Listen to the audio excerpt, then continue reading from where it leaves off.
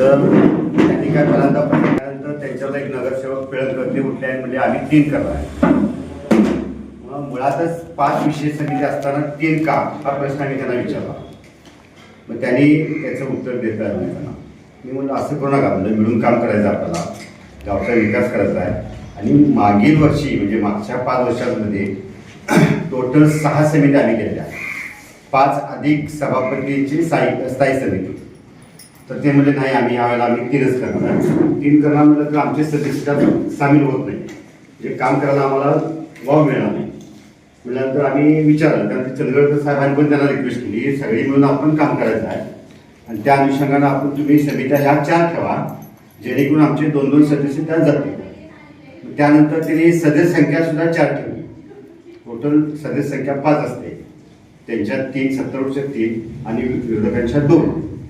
त्या 4 ठेवण्यामागे तेही कारण विचारलं, पण त्यांना ते समर्पित उत्तर देता आलं नाही आणि ते टाळलं. त्यानंतर म्हटलं आमचं जर आम्हाला जर तुम्ही सामावून घेत नसाल, विकास कामात आम्हाला सामावून घेत नसाल तर आम्ही इथं बसण्यात काय अर्थ नाही. मला आम्ही बहिष्कार टाकून तिथून बाहेर.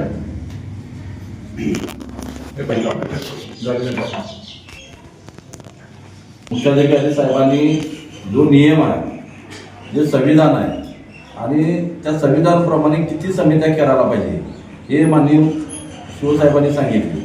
आणि मी विनंती केली नगराधीश साहेबांना की नगराधीश साहेब, आपण सगळ्यांनी मिळून कारभार गावचा करायचा आहे, शहराचा विकास करायचा आहे, जिल्ह्याच्या तालुक्याच्या सर्व नेत्यांचं सहकार्य आपण घ्यायचं आहे आणि जे आपण करायचं आहे ते आजरा पॅटर्नप्रमाणे करूया.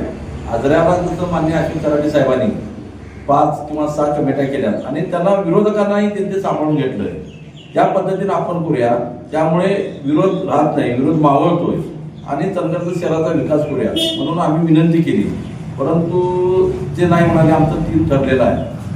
3 ठरलं समित्या म्हटल्यानंतर त्यांच्या लोकांच्यावर सुद्धा अन्याय होणार, कारण प्रत्येक समितीत जर 3-3 त्यांचे गेले तर 9 राहिले. एकूण त्यांच्याकडे माझ्यामध्ये 11 सदस्य आहेत,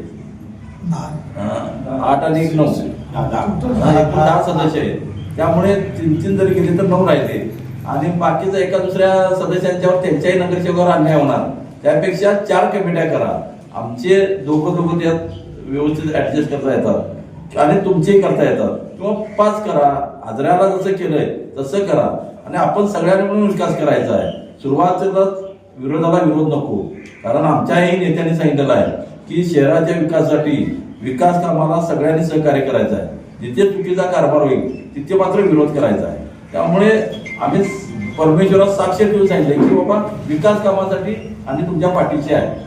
ज्या दिवशी मतदान झालं, इलेक्शन झालं, त्यानंतर राजकारण संपलेलं आहे. त्या पद्धतीने त्यांनी वागायला पाहिजे अशी आमची भूमिका होती.